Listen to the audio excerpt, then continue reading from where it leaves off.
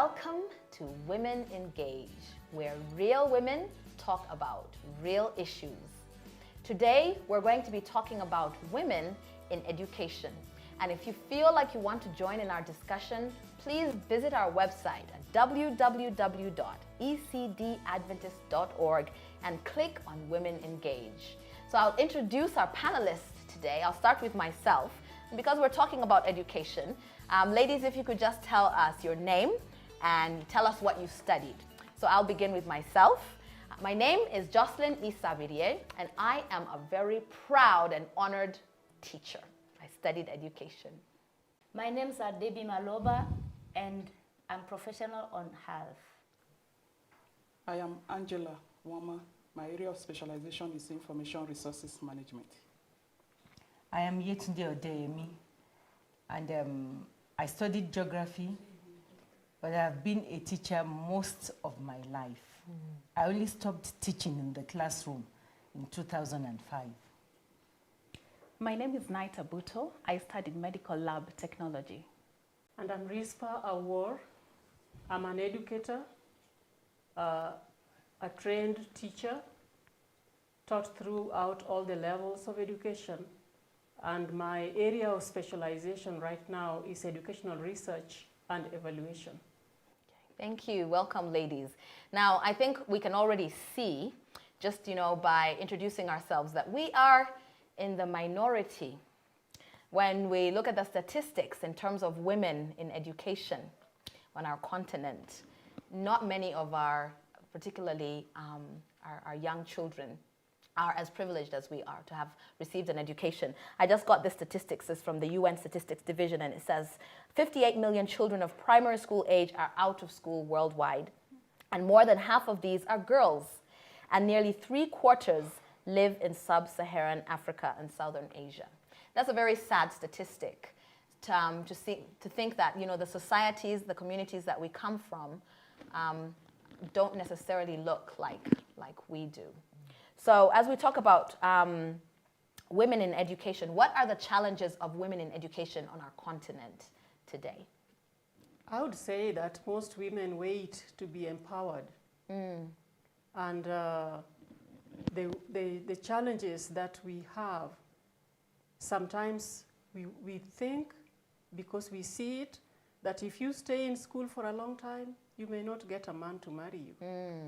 So we want to get married before we get educated. And some of us fall out of school before even the age of that marriage. Rather than seeing education as a means to empowerment, we still have this thing that ties us back, that it's a man that empowers us. Somebody Yes. outside of ourselves should empower us. Should empower us. Okay? Yeah, that is a challenge. Any other challenges of women in education on our continent?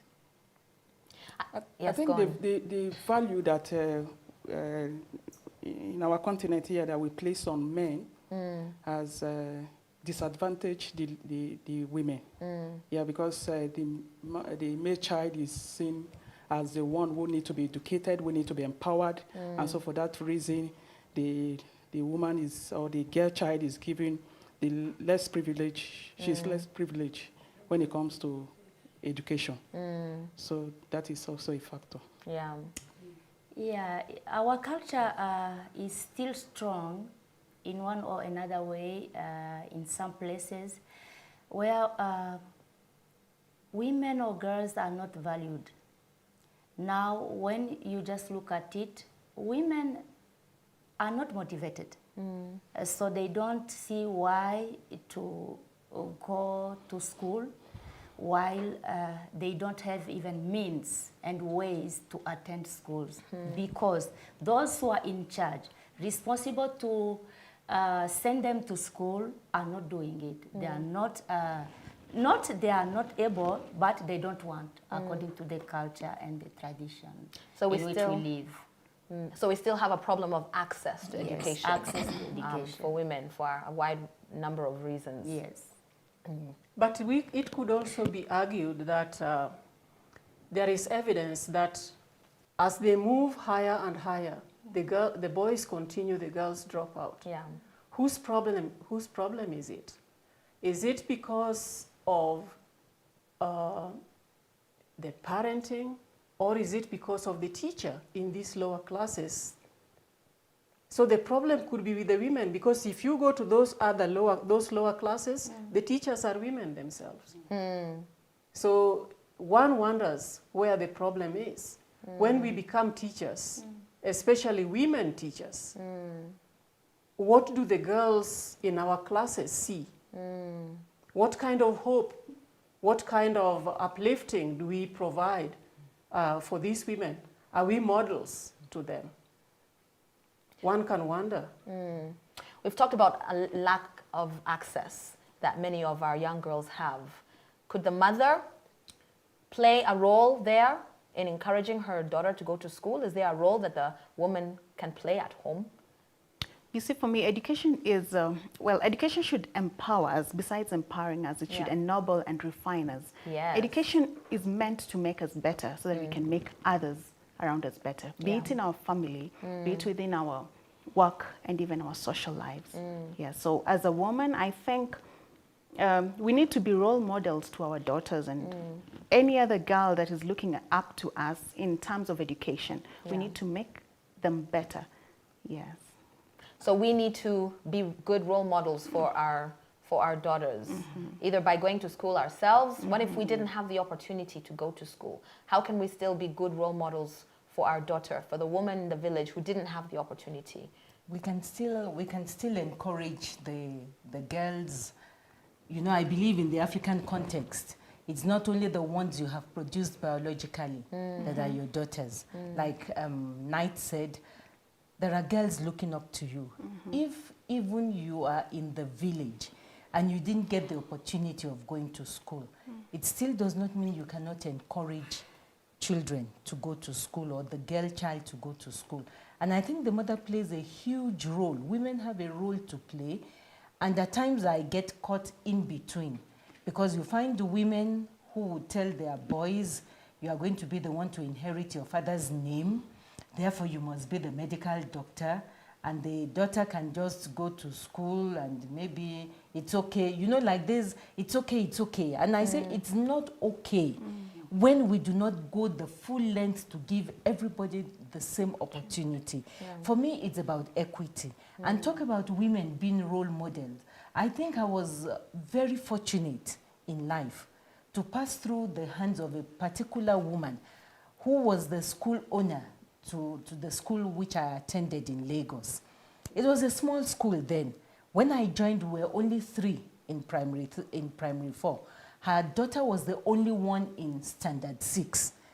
So we're just a small group. She had just come back from the UK. And guess what? She was driving a Morris Minor. That Morris Minor was a thrill to us children. We look at it and we say, one day I'm going to grow up and have a Morris Minor like Mrs. Sholaro. I'm sure she's dead by now, you know. And she used to dress neatly, impeccably neat. And so we look at her and we say, as girls, when I grow up, I want to dress like this woman. And so women can play a huge role in motivating children, especially girls, about going to school. But at times, I don't know where we get to miss it, because we tend to shift culture over and above equity, and then we say, yes, this boy is going to inherit his father's name. Let him be the medical doctor. Who says a girl cannot be an engineer? Who says a girl cannot be a medical doctor? If we put in a little bit of encouragement, we'll have them there. Yeah.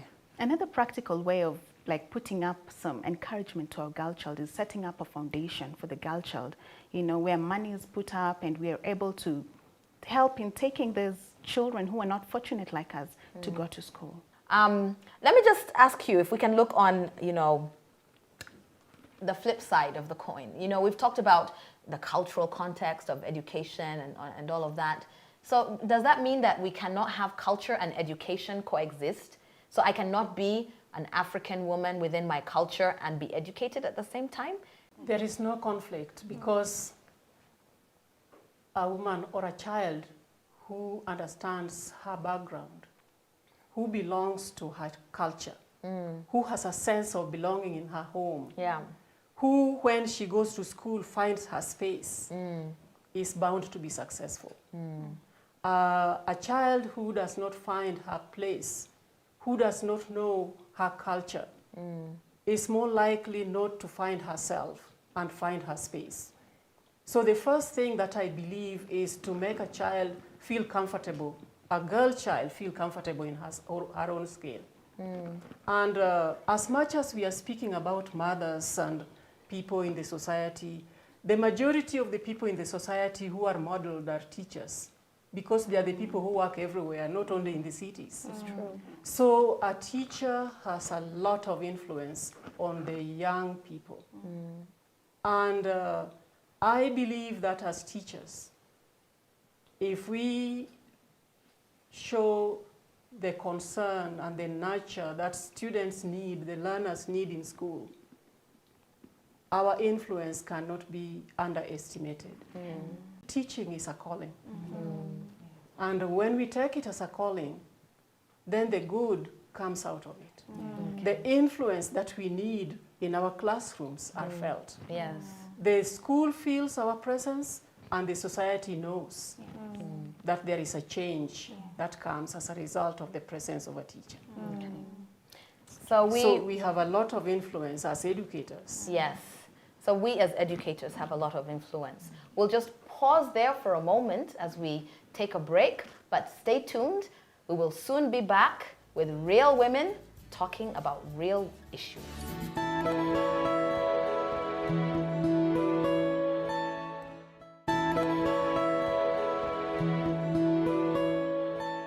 Welcome back to Women Engage, where real women talk about real issues. So today we're talking about women in education. And we've talked about how empowering education is for women. But let me ask, is there a danger to this empowerment?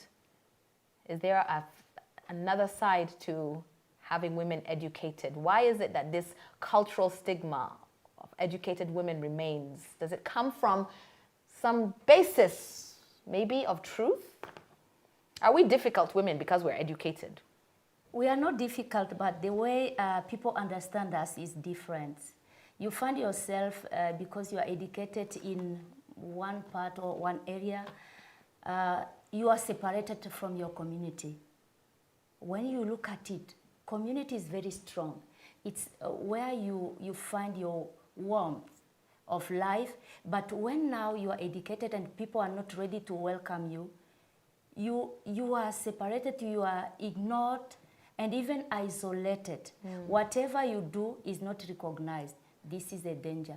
Instead of enjoying your education and even helping people to be satisfied of what you are going to give them as service, but now they deny you and they do not recognize you. But don't you think that, okay, so you've said sometimes the society, we become detached from our society, but don't you think that sometimes that's our fault as educated people? And maybe I would say the fault is the type of education that we receive. Because as an educated person, why should my education separate me from my community? My education should instead enable me to be a better servant in my community. So is there a problem with the education that we're receiving if the fact that I am educated means that I am separated now and can no longer integrate with the community that I come from? With our education, I think for women, we need to be humble. That is, first and foremost, we need to be humble, because there are some families with a history of educated ladies with up to the level of PhD, and then when it's time for that lady to prepare meal for the family, you know, when you go to the real village setting, you have the family together, and then you cook in one pot where you serve the whole family. So you find such women saying, maybe the house help is the one who does the cooking, takes care of the house chores, rather than the lady herself. And so you find in such a family, you find the family saying, oh, no, we don't want our sons to go and marry women who are that educated, you know. So please go for see the ones who are not educated as humble. And then tag the educated ones, educated ladies, as arrogant. So aside from being humble and arrogant, mostly in the African cultural context, the male as a supposed to be more educated than, should I say supposed? Because, well, the male are perceived to be more educated than the ladies, yeah, than the girl child. So the girls, there's this ego that can come up, that this one is more educated, this lady is more educated than the rest of us, and it can create a problem because of the ego in the cultural context. Yeah. So even if the woman herself hasn't done anything, yes, because in that context they just yes, feel, you know, how can she be more educated than me? Exactly. They just assume that you're going to be arrogant. Yes. But I think in the context of what you have, the question you asked, in the context of your question, it's not about the ego. You are questioning what type of education is what brings out the character of the person. Yes. I do not want us to make an argument on whether Western education is suitable for us or not. No, because we need that knowledge to be able to fit into the global world. But there's also the education that helps you to fit in with human beings, with people. And that education is the one which you learn as you read in between the lines of the letters. And if a person does not have it, it's nothing to do with another person. It is that individual who is not able to see the context of what is being said. You know, if people reject a woman for being educated, I would say is in terms of the letters, that is the degrees. At times you get women who you are told you can't marry her because she's highly educated, you know. But that is in terms of the letters. But when you look at the character, there are women who are highly educated and they are very humble and they fit into the society, the community. If it comes to what Angela is saying, to say you cook in the open, over an open fire, it's done only once in a while. You go there, you cook, and you leave. But when such occasions come once in a blue moon, and we put up an attitude, an air of, oh, I can't get my fingers dirty, I have done this. You know, people will also distance themselves from you. So there's the education that brings in the letters and the degrees. There's the education for the character. And I think the education for the character is one where no girl, no boy should miss on having it, you know, because you miss it, it tells about the way your life is going to turn out and the way it's going to revolve as well. Yeah. So the development of character becomes foremost. Yes. Yeah. But I still want to stick to that point because I still feel there's still something unfair here. Because a man who is educated, who sits in a special seat and chair, who does not sit with the uneducated men, is not looked down on. Yeah. Instead, they come, yes sir, yes sir, yes sir.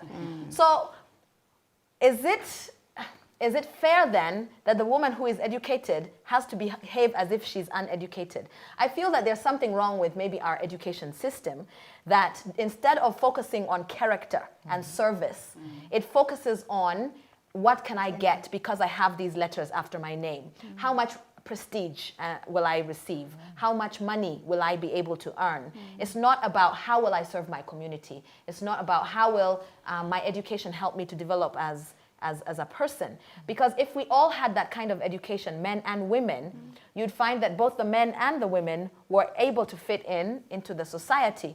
But I think that there seems to be something unfair because a man who is educated is not treated like a man who is not educated, and everyone is okay with that. Education is power. Education is power, whether it's for a man or for a woman. And an educated person should be beautiful. An educated woman should be beautiful. Beautiful means an educated woman should be resourceful and know how to use the resources around her to still maintain what is acceptable at the time when she lives. Because we live in a period of time with our education. We have to recognize as women, educated women, that we are living within a time period. And therefore we cannot afford to be foolish. We must be wise and we must be resourceful. If I'm supposed to cook, like Angela is saying, for a community, I will do it I don't have to cook what I don't know how to cook. Okay? I will cook everything that those people eat because I know the women in that village and they must be my friends. Yes. And they'll help me cook. And nobody will know. Right? Nobody will know that I didn't know how to cook what. What do you cook in Nigeria? That I don't know how to cook a big ugali because Yes. as I was going to school, I never had opportunity to cook that big ugali. Yes. But there are women in that village who must be my friends. Yes. I have to be resourceful. Education is power. Yes. Education is envied. And when it is envied, it should not put me down. Yes. It makes me grow because I still have other things to learn as an educated woman. Yeah. You know, we are educated, but we have not reached yet. Will we ever reach? We haven't reached. There's still a lot to learn. Even those cooking, the things that the village want, if you don't know, you are still learning. Let them come and teach you, and as they are teaching you, you please this community. The men and women will be full, and they'll sing your name and say it is good to have an educated woman in the village. Right? But when an educated woman becomes competitive with the men in the village at a wrong time, at a wrong period, then we make other women lose chances to be educated. What is the right time and the right period? If in your generation it is still a wrong time not to be able to cook, not to tell your husband that it is your turn to go to the kitchen, then don't do it. Right? Because it is like barring other people from taking more girls to school. The society may not be mature yet. You may disagree with me, but I'm telling you, the most people who have problems are those who are competing with the men. They want to sit on high chairs because a man is sitting there. Don't we have to compete though? Because they won't give it to us if we don't fight for it. Why are you fighting? Because they won't give it to me. I also want to sit in that nice chair. I've studied the same as you have. I may even have gotten better grades than you. But because I'm wearing a dress and you're wearing trousers, I don't get to sit in that chair. And if I wait for you to give me that chair and you won't give it to me, then maybe I have to fight for it. When you fight for it, you become ugly. So how do I get it? You get it through example and humility. Yes. Because education humbles people. Yes. And you cannot move alone and get it. You have to have other people with you to be able to get it and still be comfortable. Because as you are fighting, who is hurting? Who is getting hurt? Yes. It's you. Yes. With your education, you are getting hurt. I can't afford that. I can't afford being hurt. And let me tell you, I went to school as a woman because I married after high school. And when I was supposed to be going to school, going back to college, people went to my father-in-law to say, why are you letting a woman who is already educated, because I had my A-level and I was a teacher, going to college again, what for? Those are voices that you hear. Yes. But do you know what you want? If you know what you want, you listen to what you want. And you know why you want it. The only first person to convince that this is going to be useful is your husband. After that, who else?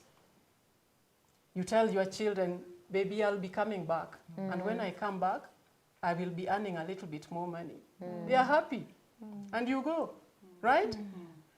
You get that education, you come home, you are still the same woman, but more powerful, but you know how to handle that power. Yes. You have to know how to handle that power because education is power. Yeah. I want to just say something here about Adventist education, really, because, maybe the biblical foundation for education, because everything that we're saying, it seems to me, we really need to define what true education is. And it seems to me that education is more than the letters, like you were talking about. It's about development of character. It's about being able to fit into a society and know how to use that power with wisdom. And the value. Yes. What is valuable? What is it that is valuable? Yes. Is it this letter that I'm bringing in or my family? Yeah. Where do you put your values after getting that degree that you went for? Yes. And I want to say something about education, for a parent that might be watching and, their child is in primary school and they're looking for a school. Many times we think about where can I send my child where they are earning the top scores in the country. But we don't think about those kind of things. Where am I going to send my child where they learn character development, where they learn how to fit into a society, how to be humble, that just because you're educated does not mean that you're better than others. It just means you have more power and therefore you're able to do more to serve others. Do we really think about those things even as we're looking for education for our children? Or are we actually just thinking about where can they get the top scores to go to the best schools? I look for both. You look for both, yes. I look for both, and Yeah. I say this because our schools, Adventist schools, should not be the tail. I look for both. And I believe that our schools can teach both character and value, and as well as the mental development, and be able to attain the top scores. We sometimes give parents a very hard choice because they look around and they don't see. They But have to time choose has one come, or the other. or the others. Yes. Time has come when the choice should be easy. Yes. Okay, so ladies, what is your final thought? If each of you could just tell me, what is your final thought on women in education? Where there is no vision, people perish. Yes. As women, we need to have vision to educate our people so that they may come up with visions, and that knowledge they will have will help them to build a good nation, a good society. It is important for the woman to be educated. It is very important for a lady to be educated because education plays a vital role in the life of a woman. That if a lady is educated, she can make informed decisions concerning her future and that of her children and also the society. So education is important in the life of a lady. I think education is everything in terms of power, in terms of character building, in terms of learning to relate with people. And so if we get the opportunity as ladies to be educated, let us remember what Rispa said. It gives you power. You must know how to handle that power. Part of the education is knowing how to handle the power and how to fit into the society. You can't be educated and be unjust. Education calls for equity. We must know how to do that as well. Yeah. My final thoughts on education is that education empowers, like all of us seem to suggest. Education ennobles, education refines. Let's get educated. An educated woman is not timid. Think of the Samaritan woman with all that baggage that she had. When she had been at the foot of Jesus, she went into the village and called the others to come. And that is what should be happening in our schools. After you are educated, call others. Come and see my teacher who has shown me A, B, C, D. Well, today we've been talking about women in education, and we've acknowledged that education is power, and women who are able to receive education have been given a gift. Let's use this gift. Use it to empower ourselves, to empower our communities, and to serve.